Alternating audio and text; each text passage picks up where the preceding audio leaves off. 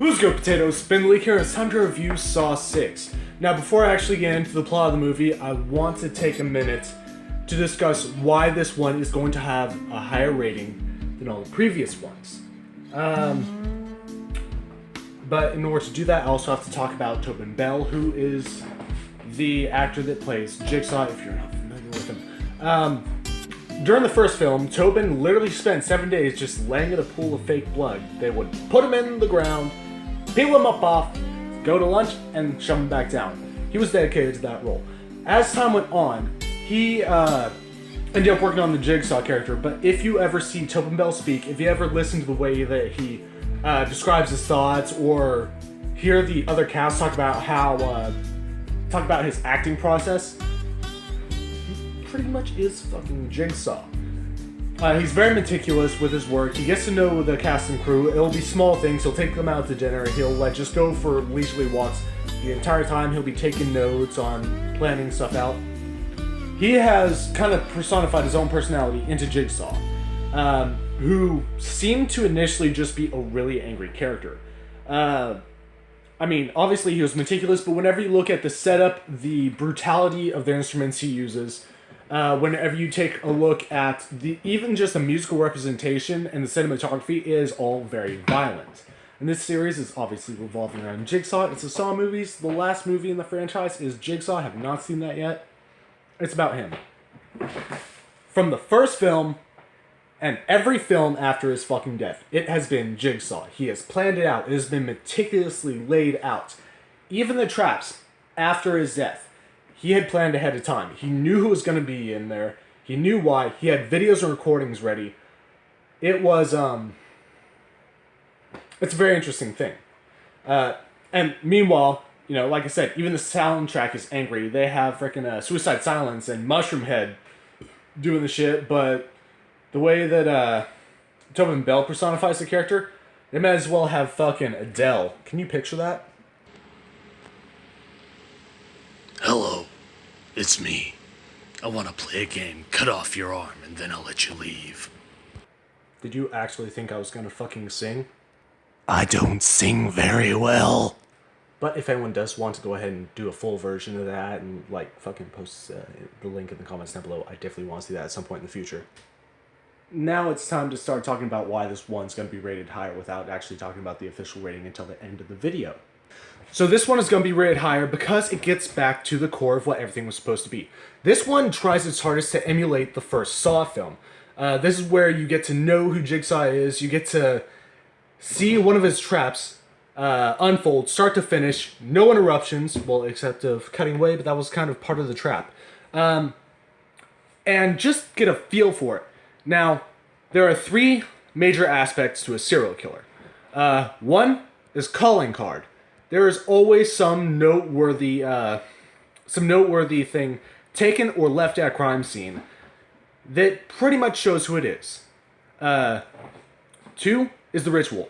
Serial killers will typically have a specific way of doing it. They'll enjoy knives, they'll wear a certain outfit, maybe they'll wear a tutu, bathe themselves in milk, and then run naked through the woods wearing porcupines before they stab someone to death. You know, they have that thing that makes them them. Makes them stand out from the rest of the mass-murdering, psychopathic fucking crowd. Hence, the traps. So, Jigsaw's calling card is the little puzzle. The little puzzle piece that is meant to represent something missing from basically the human psyche. The one thing that is supposed to be their survival instinct. His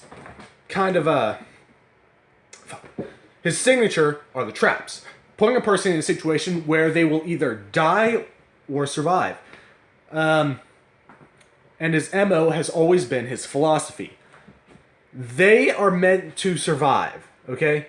The ones that die simply couldn't manage to escape. But from the second movie, skipping the third, all the way until, actually even including this one, they have come away from that MO. The only movies thus far that have adequately represented that MO are 1 and 3. Now, in the second one, granted, there were a bunch of people who were supposed to change themselves. They were all criminals. the main focus of that trap was put in there simply for being the son of someone that they wanted to get rid of. He had no lesson to learn. And everyone else was too fucking stupid and too much of a lost cause to learn. The third one, Jeff was supposed to learn forgiveness and how to move on. He wasn't able to do that. He failed. That's very simplistic. Whenever you get into the fourth and the fifth, it is quite literally just murder. There is no discernible lesson that you can take away from it.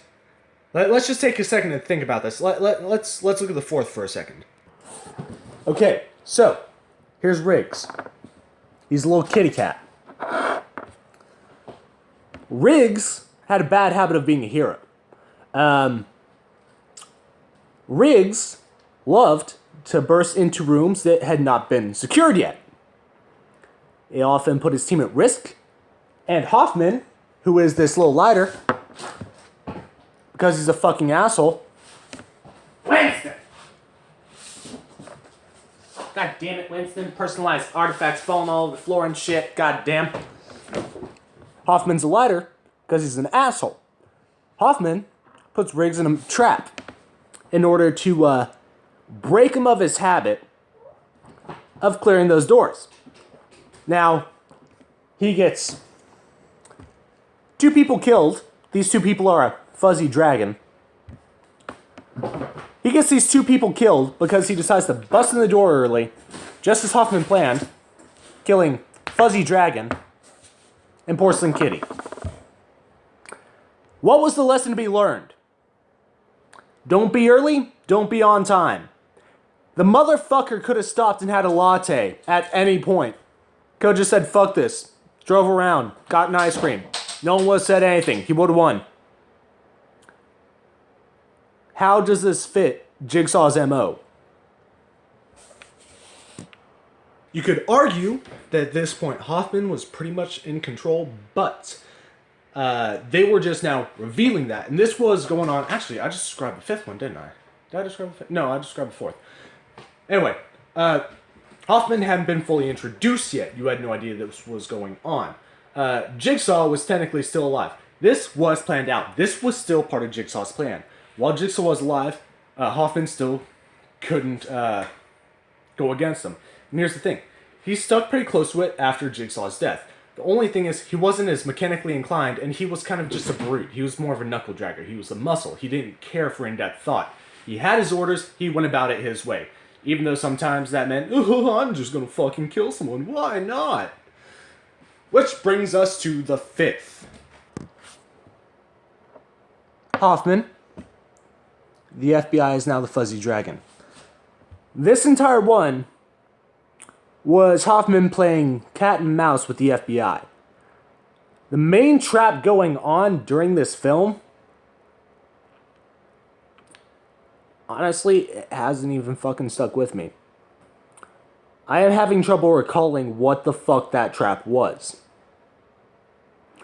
Because as far as I can remember, and I just watched this movie the other day, it was pretty much just dicking around with these fuckers. It was, this fucker, Strom specifically, going after Hoffman, and Hoffman saying, you can't do that, I'm gonna crush you with walls. There was no lesson to be learned there. Once again, did not fit Jigsaw's MO. 'Twas barely even a Saw movie. I've spent 9 minutes talking about this shit and haven't even gotten into the review yet. Maybe it's time we got on with that. Alright, so Saw 6 takes place after Saw 5, obviously. And Strom thinks that everything is Hoffman thinks everything is wrapped up in a nice little bow for him. Jigsaw is dead, he's got his last trap instead of instructions, he's ready to go. This one gets back into kind of the enclosed space, the feeling of hopelessness, not really knowing what's going on, and as opposed to pitting 2 people against each other, it's testing one person on a specific topic. Okay, in this case, a guy is running a life insurance firm and cutting off people who are sick, saying that they filed false on one of their claims, meaning that he can discontinue, business with them. A lot of people have died because of this shit. He has a team specifically dedicated to finding these loopholes. I don't like this guy. You're 10 minutes in. Hurry the fuck up. I'm on it. So, fuck, where's my train of thought? God damn it. This guy goes through a series of traps determining who lives and dies. Is he going to put himself before a janitor that's basically dying? No, he's not going to. He's going to let the janitor die. But from that point on, he's deciding who's going to live. An elderly woman or a young man. Who, out of these 6 people, deserves to live? Continuing on, will you sacrifice yourself so that this one person can escape? Blah, blah, blah. This doesn't really fit the MO, but then again, this is Hoffman's sick twist. And Hoffman hasn't done pretty well by playing by the rules. He doesn't even have any lessons for you to learn. So, you can reason that he's just going, let's kill these fuckers, let's kill this one. Someone has to die, or I'm not having a fucking happy party. I'm not gonna be able to jerk off tonight unless there is blood all over my goddamn walls! Fuck you, Hoffman! I'm just trying to be entertaining. But this is all set up for the actual puzzle, which is as simple as flipping a switch. I'm not going to tell you what's going on, but I'm going to say this. The majority of the movie is the setup for this trap. There's a lot of very intricate pieces to this trap. In order to set it up, took the entire film. And it was nothing more than a moment that will be barely referenced in the next film. Once again, there was no lesson to be learned.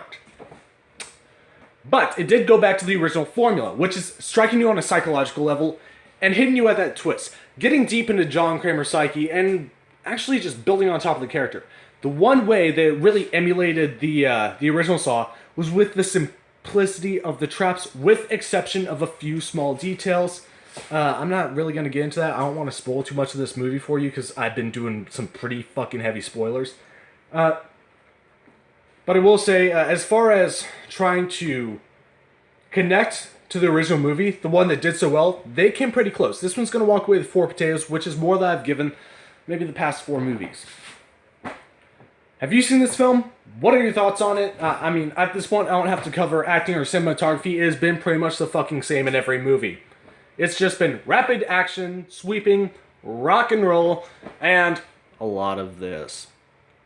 Have you seen this film? Plan on watching it? Post that in the comments down below. Like, comment, subscribe. Keep on keeping on. 4 potatoes. Deal with it, motherfuckers.